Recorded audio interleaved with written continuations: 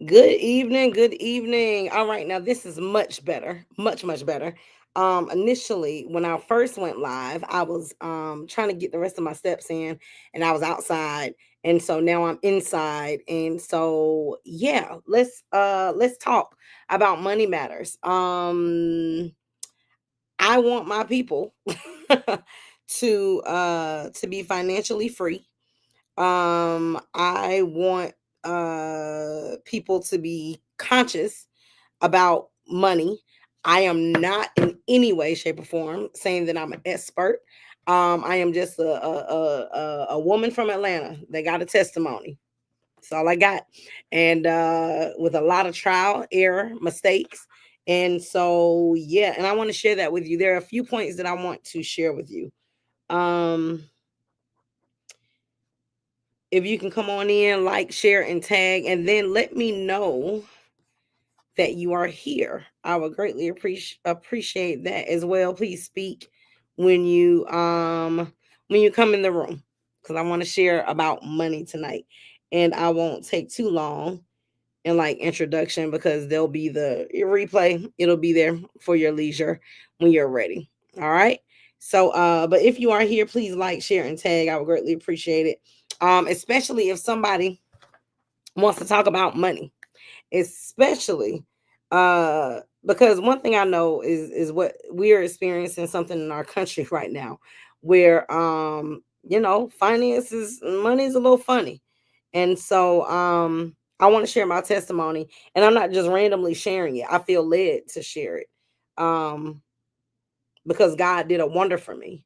And it's still doing it. Don't get it twisted. I'm not a millionaire yet. However, I am much better with finances than I was years ago. And so I just want to share a little bit of my testimony as it pertains to finances. Uh if you're interested in money, if you are in debt, if you have poor spending habits, uh then I think I may have something for you. I may have something for you because not everyone is born, with financial literacy, and that's not always the conversation in everyone's house. And so, once I get a few people in here, then I will go ahead and share my thoughts and my testimonies as it pertains to money. And I entitled this Money Monday and Money Matters. All right. Excuse me. Let me make sure that I am live on Facebook. Make sure I am streaming to all platforms. All right. Awesome. All right. So when you step in, please feel free to like, share, and tag.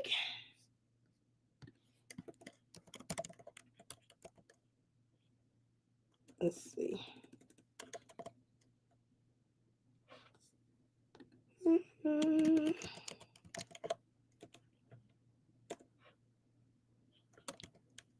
All right. Make sure I don't know if I'm doing that right. Am I doing this right? I think I am.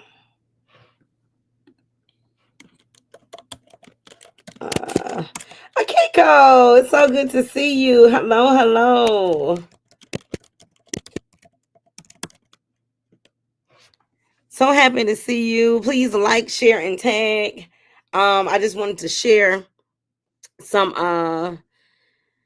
I just wanted to share a bit of my testimony as it pertains to finances. Because it's for somebody. I'm real pressed to share it, and I'm actually pretty sleepy. And so I got all of my steps in today. And I worked out. I feel amazing.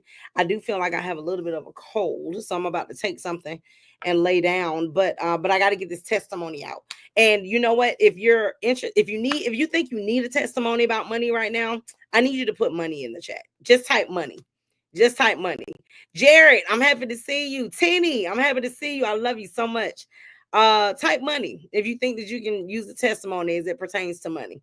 Because one thing I know, like I said, and I'll just kind of jump in. Thank you, Jared. There we go. Somebody want to know about some money, right? And so I'll just jump in.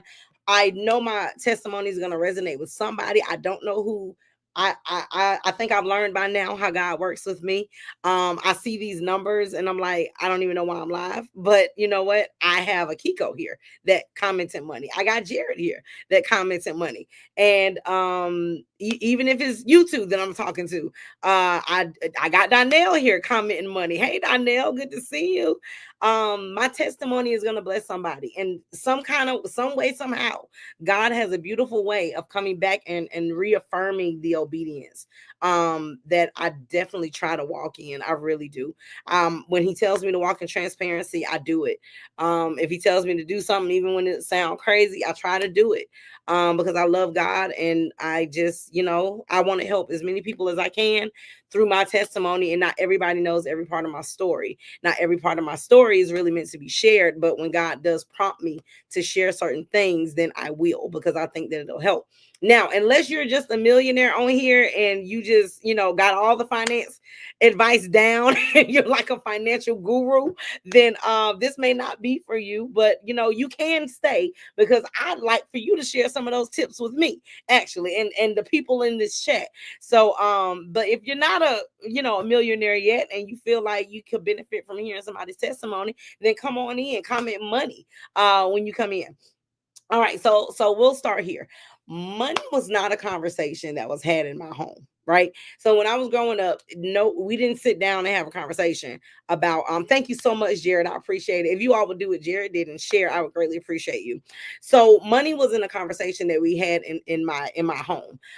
We didn't grow up talking about stocks and bonds and credit. Like it was just no conversation. I only had to go off of what I witnessed and what I saw. And that was, you get money, you spend money. You get money, you pay the bills. You get money, you make it stretch. That's what I saw. There wasn't like conversation around, when you get paid, these taxes come out or blah blah blah blah blah, and you want to try to make more money. None of that savings accounts, banking, checking accounts, none of that conversation, right? And so when I think about it, actually, because I just thought about it on my way home, please comment money. Comment money if you think this testimony will bless you. So and please like, share, and tag. So I got my first job when I was like 14 years old. I was working at Dunkin' Donuts, and I'll never forget. And I just thought about it when I was on the way home.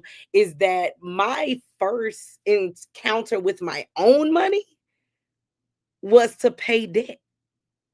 Like that literally just hit me. I didn't nobody talk to me about tithing. We didn't talk about finances, budget. None of these are words that were not used in my home. Okay. Olivia, I'm so happy to see you. Hey, beautiful. Comment money, because that's what we're talking about tonight. The big M word that people don't want to talk about. And so it was like a revelation, right?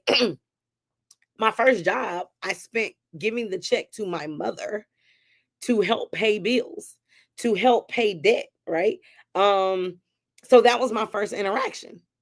And then when I started working at Chick-fil-A, when I was like 16, I think I started working at Chick-fil-A at 16. It was the first time that I didn't really have to help my mom with, giving her my check or giving her money. And so I was free to do with this money what I wanted. And so I was blessed, to have an amazing aunt that really took care of me after my mom passed away. And so I was able to keep all my little money from Chick-fil-A, and then I was getting Social Security from my mom, and my aunt was, putting some of it away and giving some of it to me. But there wasn't a conversation, right? It wasn't like, hey, you should be saving this, or you should be, putting this away, or you should be investing this, or do you want to buy a house at 21? Like these weren't the conversations, right? And so when you think about your mindset around money, and I want y'all to share, like, do y'all feel me on that? Was money something y'all talked about in y'all household? If so, please share with me. I would love to hear it. Did y'all talk budget? Were these words that were going on in your house, were these the vocabulary words that were being used? Or like my household was the vocabulary, I get paid this day, I got to pay out this. I can't wait till I get paid again. It was like check to check. So see, Olivia, thank you for letting me know. So it was literally like a check to check situation.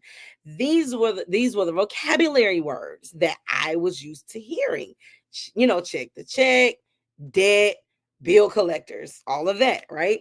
And so when it was time for me to go to Clark Atlanta University, and they let me tell y'all how ignorant. Okay. It was pure ignorance, I promise you. When I went to Clark Atlanta, well, when I got accepted into Clark Atlanta University, I Oh, good, good. See, Okiko, that's wonderful. You had somebody to talk money to you.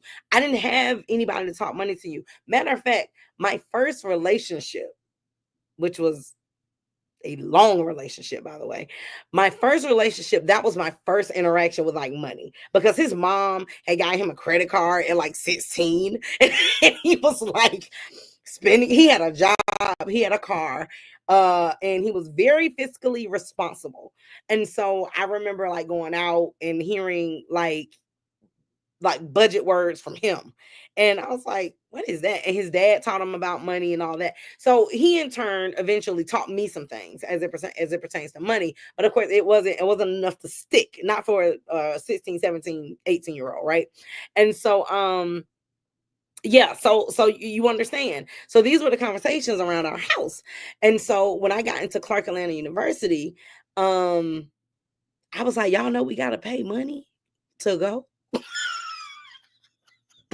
And my aunt was like, duh. And I was like, I didn't know that. I didn't know that.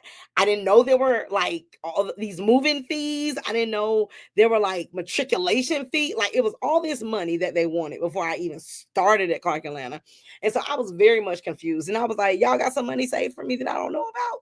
And they're looking at me. I'm looking at them. I'm like, well, I guess we about to go to Clark Atlanta on faith because I don't know how this is about to go down.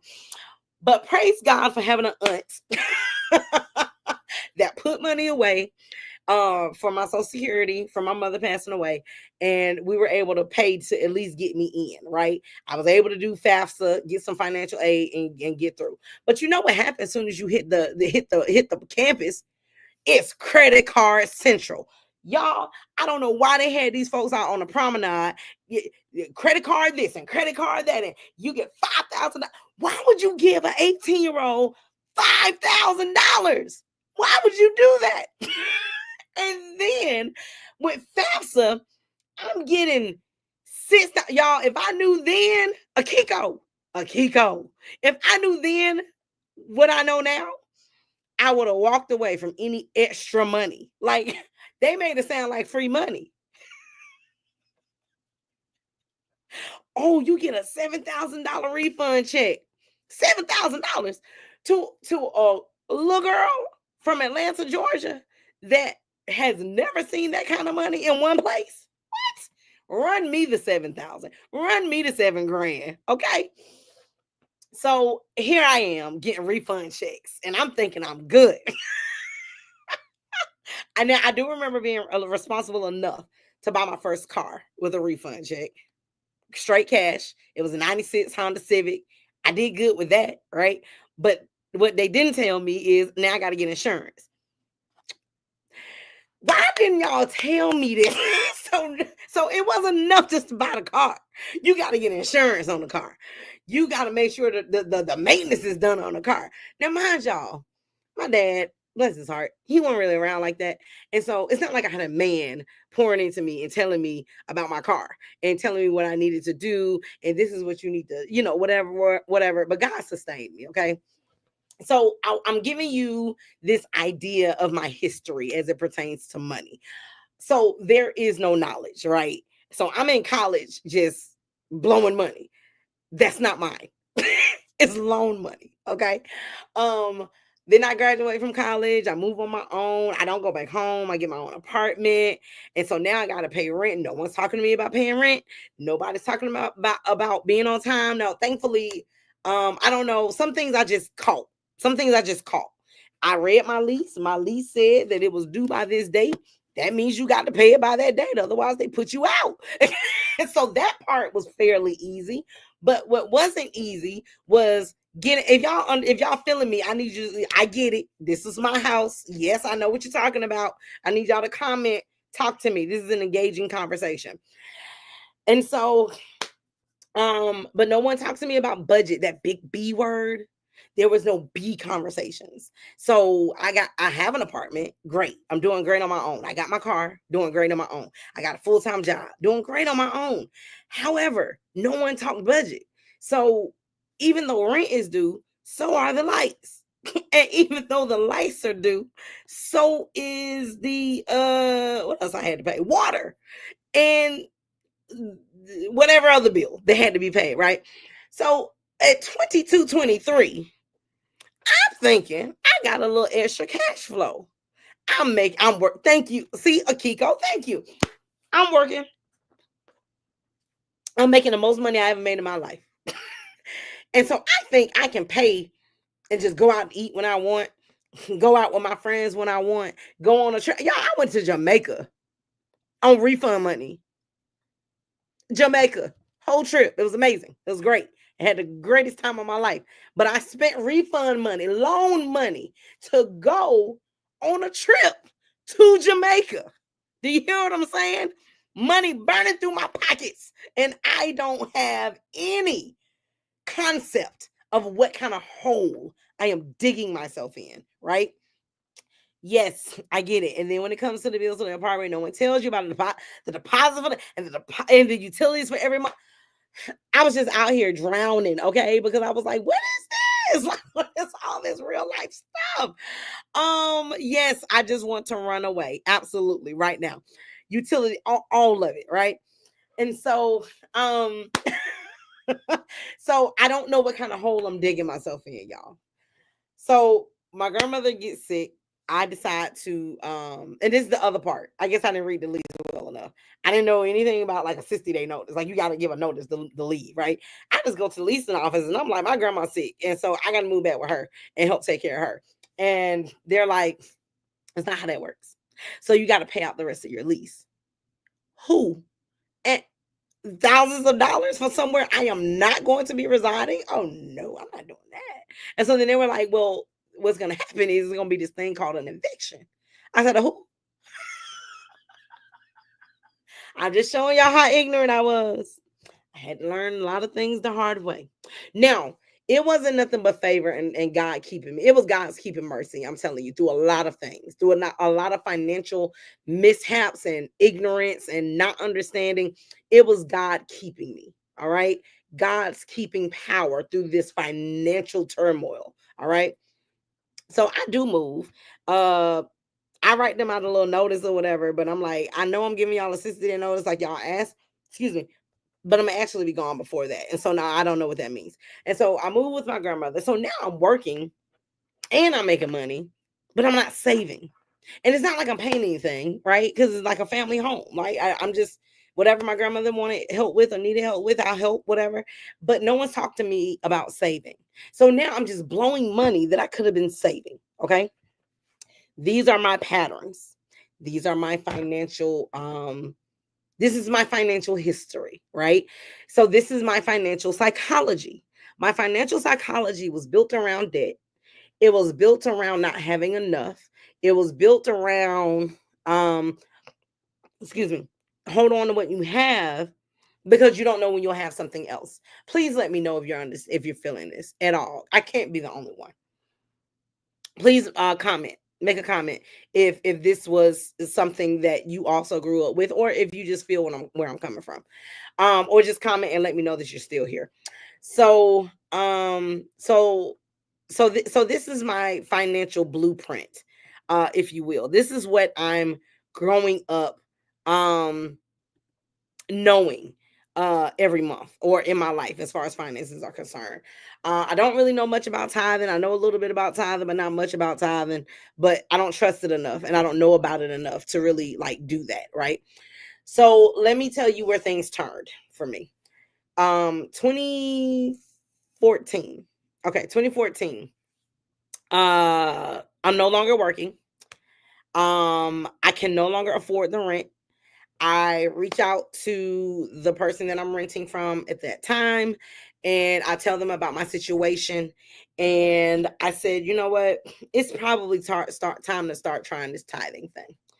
So the property management company were jerks. They were pretty brutal, and they're like, yeah, you can't pay, you got to go. So it's just that simple, right? And so follow me on this grace journey. So you kind of understand my money psychology, right? Up until now. And now I'm in this cycle where I done racked up all this debt, credit card debt, so student loan debt, just stupid bill debt, just in debt for no reason, stuff on my credit report, because I wasn't, nobody talked to me about credit report, so nobody said anything about this hitting your credit, making your credit score tank. Nobody talked to me about the use of your credit score, right, or anything like that. And so and if you're with me, I need you to let me know that you're still here, please. So because I want to make sure that this is resonating, and I understand my assignment tonight. My assignment is to help someone. You may not want to say you're struggling financially. You may not want to say that your account is overdrawn. You may not want to say that you robbing Peter to pay Paul. You may not want to say that you're literally going to the gas station and letting it tender $1 so you can fill up on your tank. You may not want anybody to know that you just gave your last in the offering plate. You may not want anybody to know that you literally aren't working right now and you just tied $2 on 20. These are things that I didn't want people to know because I was embarrassed. I was embarrassed because I didn't know. And so when my circle started changing, I started getting around people that knew about money and started talking about money. And I was embarrassed because I'm like, man, I don't know what they know. And they're certainly living way better than I am because their conversations are different. How they move is different. They going on trips and it's paid for in full. Now, granted, you don't know everybody's situation. You don't know everybody's pockets. However, I did notice that the conversation around money started to shift and change for me. And so back to 2014. And so I said, you know what, let me try this tithing thing. And so every time somebody would like maybe bless me with money or I would do a project or something and get paid for it, I started tithing off of that little bit. And I mean, it was, and a matter of fact, I couldn't even really start at 10% because I just was ignorant and was like, oh, well, I'll just get what I can. And so then I worked my way up to 10%. And then once I started tithing on a regular basis, I started to see something shift. Things started to happen that were very weird to me, right? And when I say weird, I'll give you one example, and then we're going to fast forward to how God eradicated, like literally, and got rid of $54,000 plus of debt. And so 2014, I'm in this situation, don't have a job, can't pay the rent. I'm doing the best I can. I get my retirement money. I pull my retirement. And so I'm living off that for like the next 6 months, but I got to make it stretch. I don't know anything about budgeting. And so I'm only doing what I know, right? The person I was renting from at the time told me, you know what? Let me pay your rent for you, but you can't tell anybody. You can't tell the property management company. I'm just going to send you the money and you pay the rent. I will never forget this person. And the moment that I can show my appreciation for this person, I will, in the way that I feel led to.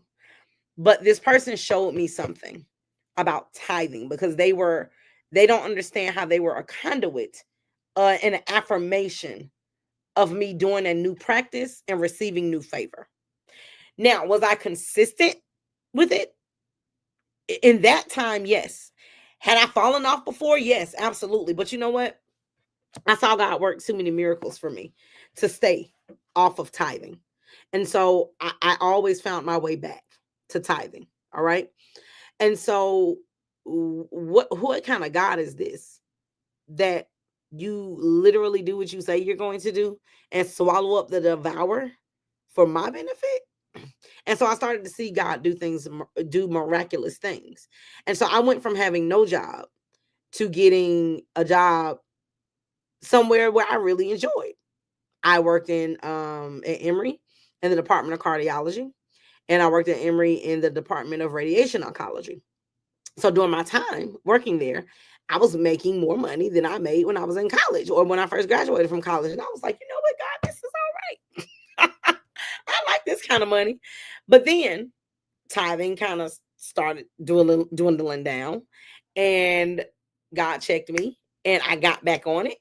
And then I was presented a new opportunity to make even more money with the organization that I'm with today. And so let's fast forward to 2021. I think it was 2021.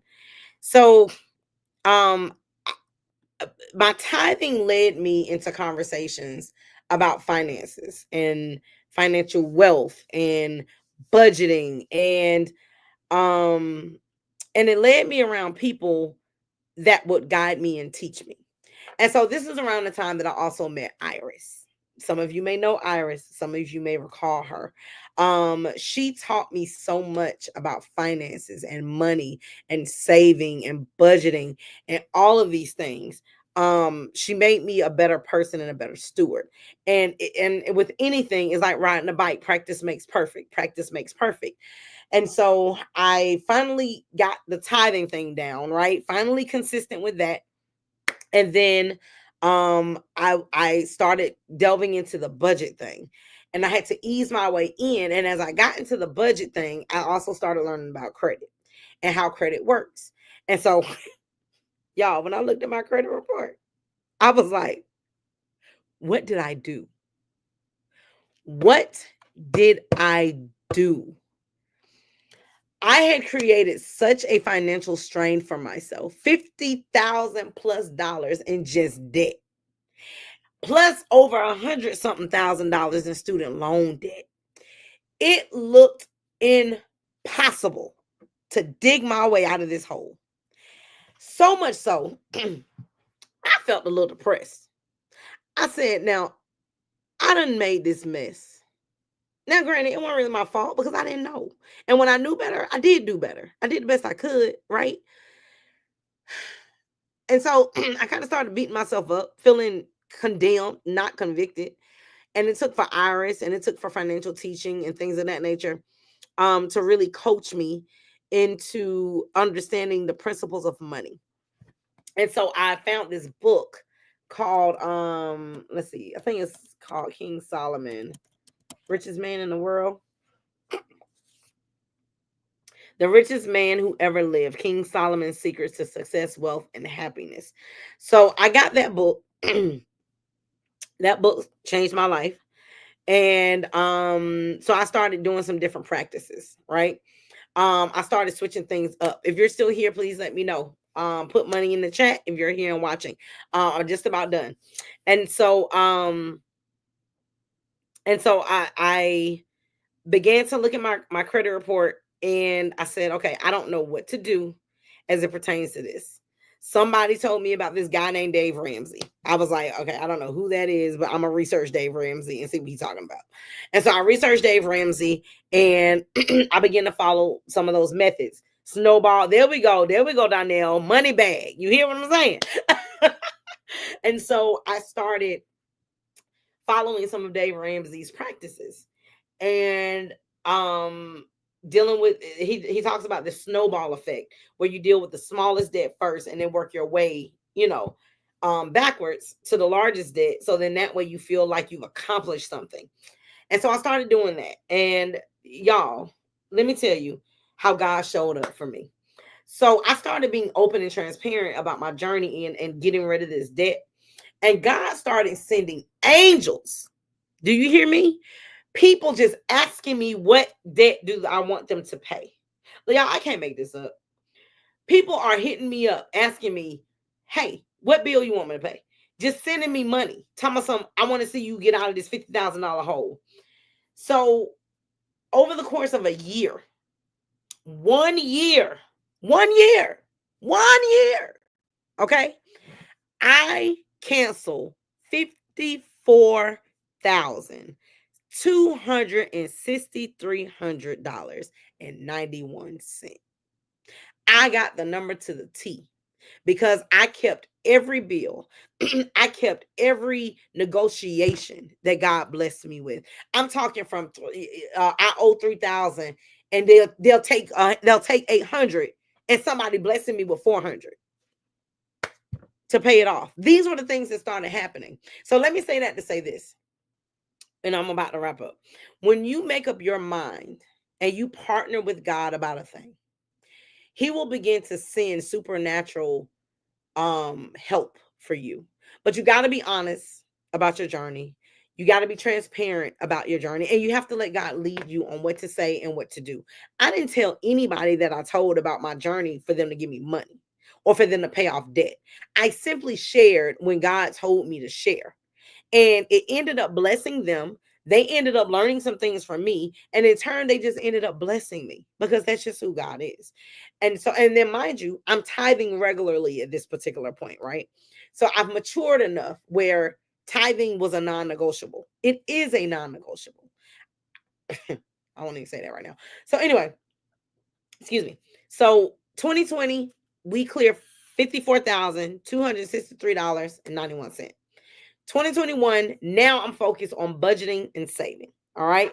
And God is continuously showing up. I I'm getting free like financial classes. People are blessing me with free budget worksheets. Like God is really coming through to make sure that I am financially sound, because I started asking him for wisdom as it pertains to money, and he began to release wisdom to me as it pertains to money. So my brother dies in April 2021, and now I have a setback. All right. And now I'm feeling somewhat defeated again. And I feel myself falling back into old habits. But then here comes God again, sending angels. I was moving at the time. I was in a car accident. It was hard. And it was like the devil was coming for me in this financial cycle that I had been trying to break. And God sent people and angels to to take care of some of these things that would have ate away at my pocket and covered those expenses for me during this very hard time. 2022, um, $127,763 of student loan debt is forgiven. Just forgiven. Thanks, Uncle Joe. So so now I don't owe. Um, you remember I used to do I remember that you used to even do Facebook lives along with it. Yes, yes, yes, yes, absolutely. As a matter of fact, Donnell, God has had, and I won't veer off here, but God has had me in a very strange place where my desires are shifting and changing, and the things that I really want to do, that I feel like are pleasing to His heart. I don't know. It's different. I'll say that it's different, but I feel like I need to do it because it's gonna help so many people. And yeah, so pray for me. I greatly appreciate it. So so yeah, so God is doing all of these things as it pertains to my finances, but it goes back to the word. And I'm giving you some resources uh as well. Let's see. Let me give you the book. Here it is. Is it on Amazon? There it is. And so the name of the book is The Richest Man Who Ever Lived, King Solomon's Secrets to Success, Wealth, and Happiness. So there are a few things that I started to do that shifted my finances. All right, there's the Amazon link for that book. Number one, I got consistent with my tithing. No matter what it was, it didn't matter. I did it. I got consistent with it, and it changed my life. Number two, I and let me say this: some of this stuff may not work for everybody, and I understand that. But I'm just telling you what worked for me, what started helping me. And so tithing was one of the very first things. The second thing was getting financially educated. So I did a lot of watching a lot of Dave Ramsey, whole lot of Dave Ramsey, and just digging into the things that he would talk about as it pertains to money.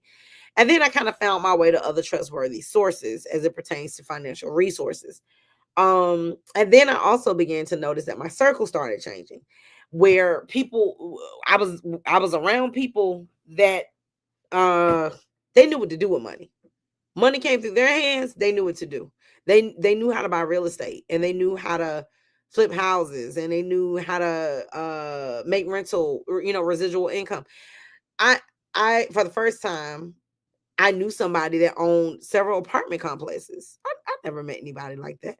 And they were able to just so into me knowledge about things that my mind, I would have never wrapped my head around ever. So Adelia, what's your financial status right now? I'll tell you.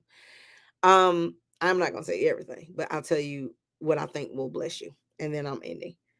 I have one credit card, and the only reason why I have that one credit card is because that's the only thing that I have that uh will continue to like increase my credit score. I want to get to where, Dave Ramsey talks about bumper credit score, because if you got the cash flow, you don't need the credit score. And that's kind of where I want to be. I just want to be in that place where I don't need a credit score. Now, I would love for my credit score to be great, right? I want it to continue to be great. I want to continue to get better. However, I do want to get to a place in my life where I don't need my credit score. I just have the cash flow. And so that's my financial goal, right? Uh so where I am right now is I literally have a car note. You got your monthly bills, and then my and then that one credit card. And I have it I have it I have that one credit card for a very strategic reason. And I never go over 10% of that particular card. Well, I won't say never. If I put it this way, I have it paid off before the statement comes out.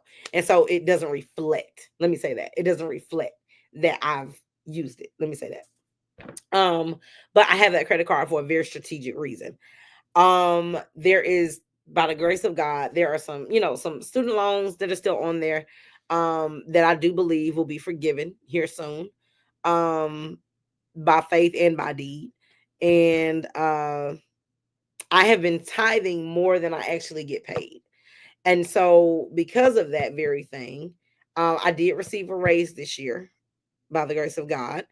Um, a lot of people got laid off, abolished. Their positions were abolished. I am still working by the grace of God. I still have my job, but by the grace of God, I am a consistent tither, but by the grace of God. Um, and and in the midst of abolishments, I still get a raise. That's nothing but God. In the midst of abolishments, I'm still working. It's nothing but God. But I take that tither thing very seriously now. Um, and so that's the first thing I pay before I do anything else. And I'm in a much better situation now. I'm not where I want to be. Could I use a could I use an extra 10,000 that I don't have to pay back? Absolutely. So if you're that person that wants to bless me with, that 10,000, by all means, inbox me. I'll give you my Zelle. I think you can Zelle 10,000. If not, cashier's check works just fine. And I promise you, I know exactly what to do with it. Exactly what to do with it. And so I pray that this live helped you. I realized that getting in debt for me was a sign of distrust of God. I didn't trust his plan. I didn't trust that he was going to come through. I didn't trust that he was going to do what he said he was going to do. And so I would go and I would get loans, or I would go in debt over stupid stuff. And then and God being so God, he'll fix the problem after I got the loan. And so now I'm stuck owing something I didn't even need. And so if I can leave anything with you, I would say give your finances over to the Lord. Let him bless you. Ask for wisdom. God will send you people that will change your life, that will give you resources. And it is just my hope and prayer that you will tithe and that you will ask God for wisdom as it pertains to budgeting. So so you can see a different outcome in your finances. And just because you didn't see it growing up doesn't mean that it's not possible for you. And I'm here to testify that it is. I'm here to testify and let you know that you can grow up without being financially literate and become financially literate and become financially wealthy. Okay? It is very much possible. You have to speak it over yourself. You got to believe it for yourself. And you got to access the resources that God gives you as it pertains to being financially free. And that's my goal. So I love y'all. Y'all have a wonderful night. Take care. Please let me know in the comments or DM me and let me know if whether or not this resonated with you. Also, please DM me if you have my $10,000 because I need it in the next 20 days. Okay. All right. Thanks. Love y'all. Y'all have a wonderful night.